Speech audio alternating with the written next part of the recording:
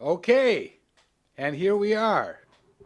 And welcome to the Children's Literature channel on the New Books Network. I am Mel Rosenberg, your host, and today I have a wonderful guest, Mike Malbrough. Mike, how are you? I am doing well, Mel. Thanks for having me. Oh, it's an honor. This is your second time on the show, and I'm going to do a little disclosing. I have three disclosures. First disclosure is that I was lucky to be mentored by you for several years. You're a terrific mentor and teacher and friend. Second disclosure is that someday we have a plan to make a book together. Someday. And finally, the full disclosure is I am absolutely bonkers about your new book, Love is Here. Oh, Uh, thank you. and today is Valentine's Day for those who believe. And what a auspicious day to have this interview about love. So, Mike, I love you, and I am incredibly in love with your book. Everybody, run out and buy this. It's wonderful, and I'm going to send a copy to Putin tomorrow. So, Good. Mike, first of all, tell us how this book was born. Love is here.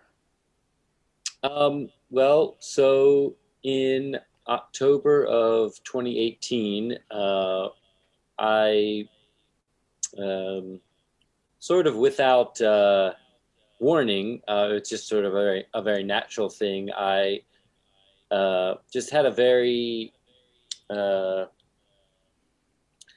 memorable reaction to the tragedy at the Tree of Life Synagogue in Pittsburgh. One of many uh, of these sorts of events that was taking place over the course of several years there. Interesting that it was like, pre-pandemic and all the other stuff we're dealing with now, but at that particular time, it was just sort of, for whatever reason, that affected me, and I just really um, needed to sort of meditate and creatively think about um, something about connectivity and positivity and affection, closeness, proximity, and that just led me to the concept of love. And it started just as a celebration of our interconnectedness. It itself went on a journey, much like the protagonist does in the story. It was originally about very fuzzy animals, much in the vein of the Quiet Book, if you're familiar with that. But took a turn along the way, as books do, and that's how it got off the ground. And you are an accomplished illustrator and most recently author illustrator of some very popular books, which we'll talk about soon. Uh, and you have a wonderful agent named. Lori Kilkelly of LK Literary. How hard was it for you and her to sell this concept? Um, well, fortunately, it was not difficult. I was under contract for a third book option with Philomel, who did my first two author illustrator books about Marigold the cat, and so I pitched this to them. Mike, now is the time to mention the names of the two Marigold books. Oh, sure.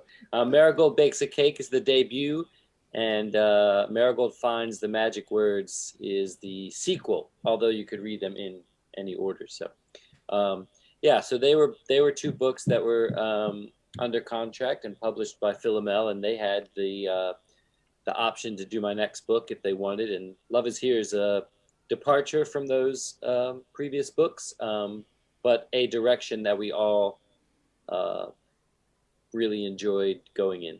So it was a And familiar team, and so yeah, they really have supported me and my my creativity here in the kidlit world. You achieved here a lyric voice that I didn't recognize in you, based on the Marigold stories, which are humorous, almost snarky, and this one is just pure lyrical voice. It's. Can you read page 31? I think it's page 31, Sure. and show everybody some of the pictures. Those of you who are on the video and can see. The rest of you run out and buy this incredible 31. book. I Buy if I get several page copies. 31 right because it's not numbered. Let's see. Well, just pick a page in that vicinity.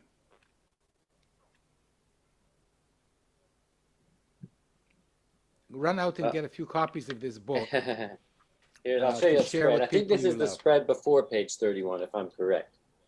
Yes. Okay.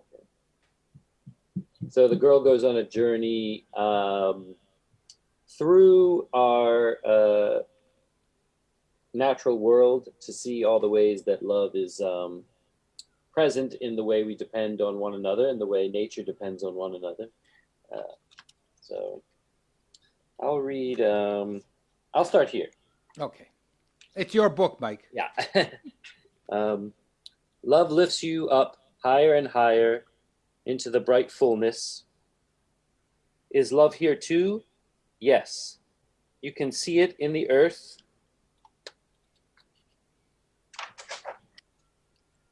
And all of its neighbors.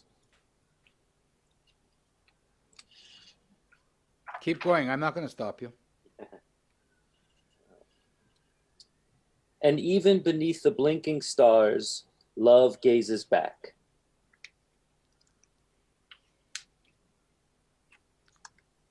Do you see it?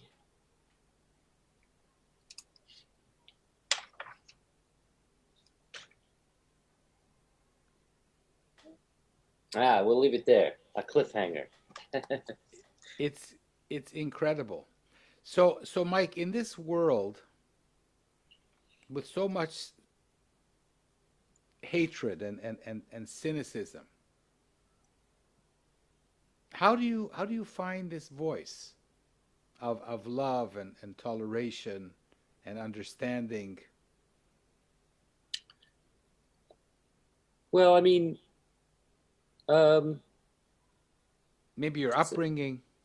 Yeah, I mean, I think that's a good question. I think that if you're interested, I imagine, in picture books, sort of by default, you're interested in a sense of wonder and poetry and simple truths.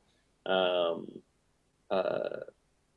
so I think anyone that wants to write in this field that has that in them.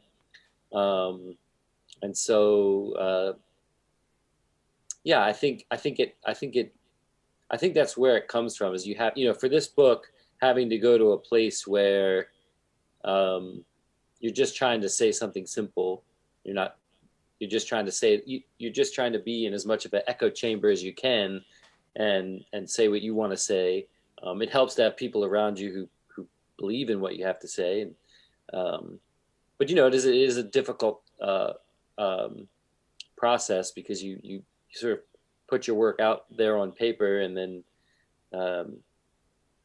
it is sort of innocent. It does have to sort of then go through all the changes necessary, and the language gets tweaked, and you take out one word and everything changes, and these sorts of things. So I mean, that's probably the harder part. I think you say what you want to say, and then staying kind of true to that and keeping that somewhat clean through the whole process of like taking out pages and art and changing things. Yeah, it helps to be an illustrator too, because I can say profound things visually, and I don't mean to imply that I say profound things, but I can. I can infer that because it's true. Oh, well, thank you. Well, I appreciate that. What I mean is like, a picture tells 1,000 words. There's a lot of breadth that you can say, so the words can therefore in relationship be very simple. So, and that helps keep it a bit pure, I think, in a good way. What was the process here? Story, picture, storyboard, dummy Um, book. yeah, so it started with just a bunch of phrases about different kinds of love, sort of making some of them made up, uh, which some of them I still like. A lot didn't make it into the book, but that's where it started. And then really, it was sort of twofold. It was drawing the girl going on this journey where she basically loses her kite in a storm, and that sort of is what symbolizes her search for love. That sort of is the spark that gets her going out into the world and looking for it. And so it was a process of where does that go, uh, which had a lot of technical aspects to it, like what the spreads look like, how where the camera is, so to speak, and how to reveal visual things in an interesting way um, as she interacts with the world around her. And then the text was written alongside of that and somewhat separately, and then it was sort of about merging the two things together like a dance. So at least that's my romantic version of looking back on it. It was probably a bit more uh, of a struggle than that. It's the book has been out for just 2 months now. Hmm. What's the feedback? Are people I embracing Yeah, I think your so. Folks have given great reviews. It got a starred review from Kirkus, which is a really great honor. And for a book along these lines, something when you're trying to say something important, it's nice to get some sort of acknowledgement that you're uh, uh, have having an effect, and reaching home with some people. It's nice to tell a cute, funny book, a story about a cat that bakes cakes and have people laugh. And but this is uh, rewarding in a different way. So yes, it's really incredible because it is at the end of the day a concept book. Um, there isn't that classic story arc where the girl is in some kind of mortal danger. Actually, she flies right through the sea in the universe, exactly. So yeah. and nothing can harm her. Well, and it's nice to know that a book like these, like uh, it makes me proud to be in this industry because there's places for all kinds of work, um, uh, all types of stories, all types of people, all types of characters, all types of drama and comedy, and yeah, it's very fulfilling. For the people who can see us, can you show some of the double spreads of the rain at the beginning? Oh, sure. So this is the storm approaching, and there's a few drops, and then the rain, it represents love arriving. So Incredible. I show the next one too. These are my favorite. They're not actually. One more, one more, one more. I'm going to get sued now by Philomel, but I don't care. Um, Mike, the book is incredible. thank So, you.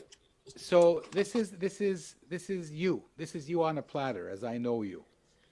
Um, what is your advice to people who aspire to be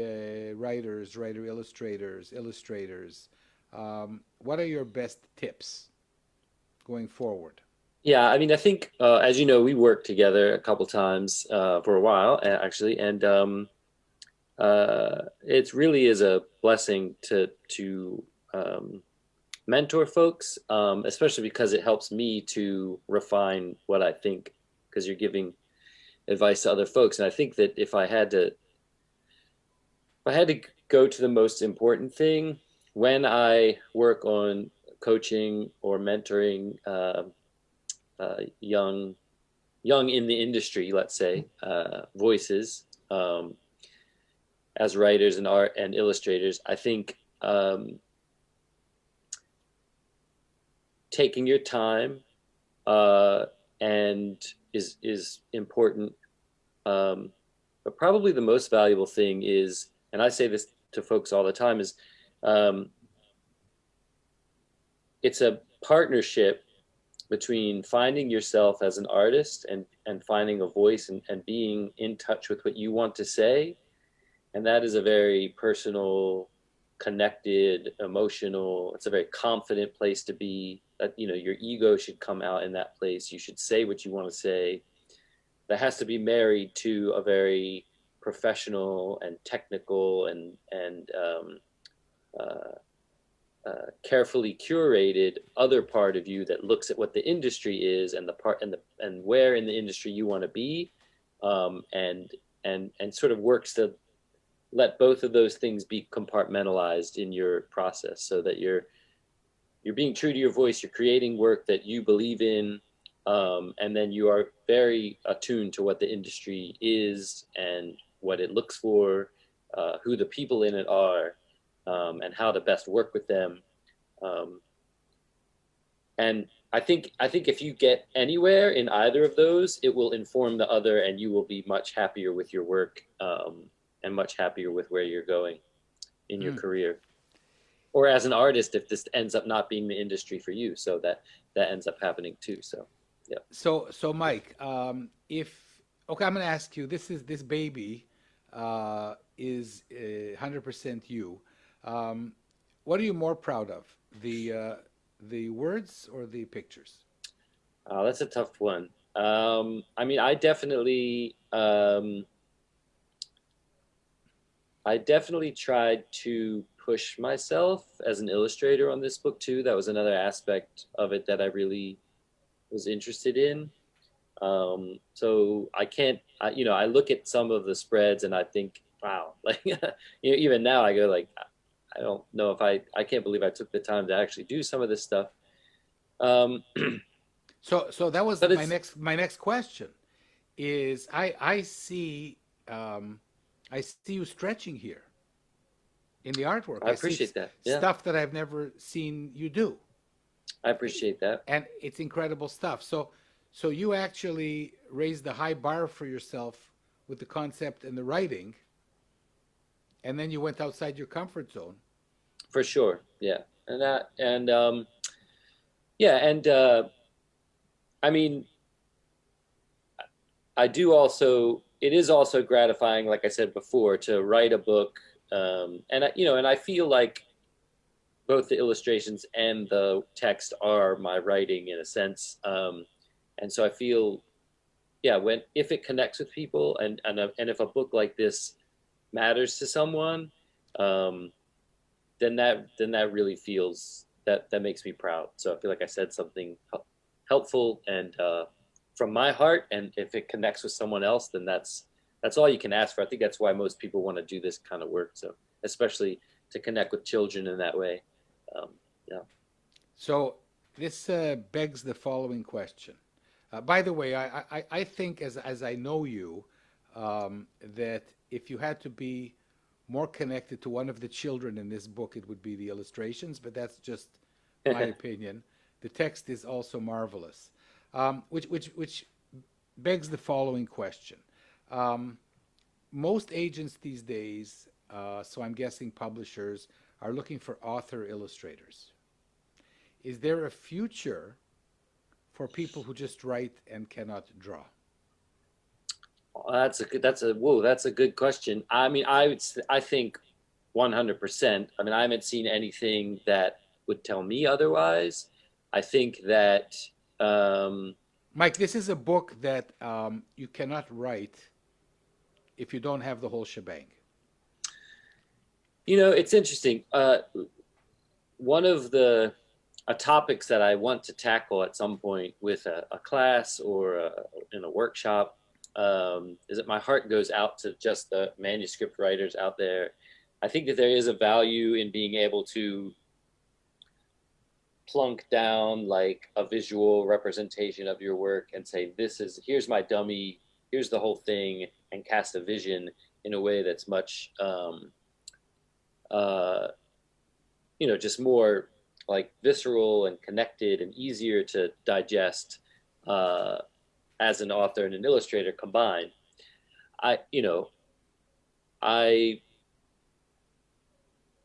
have a lot of friends who are sort of at the same career level that I am, which is still sort of growing in the industry, and they are just authors. And I'm often jealous and envious of their ability to be prolific, in the sense that they can just, manuscripts can just, you're an example of this, someone who, you can just constantly roll these ideas out. It is maybe more of a challenge to cast a vision for a project with just words. I think there are tricks to it, but they're tricks, so the writing has to be good.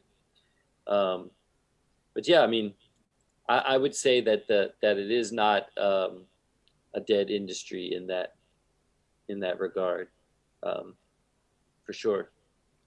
Keep That's hope good. alive for all the aspiring writers. That's good to hear, aspiring writers.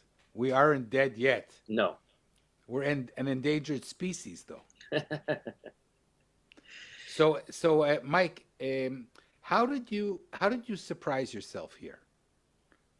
How does a writer, okay? So, if I write a story, and somebody else is illustrating it, my job is to surprise them.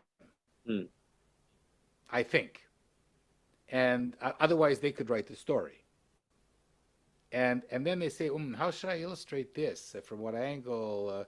The author didn't specify whether the main character is human or a dog. Oh, I'll make him a dog. How did you second guess yourself here? Well, I know you're a jazz enthusiast. I am somewhat from a distance. I am by no means a aficionado, but I am a fan, and I think that, like, if you take that as a metaphor for creating a book, sort of string out the process of, say, like two musicians playing together, right? Which happens like live, like two musicians playing live together.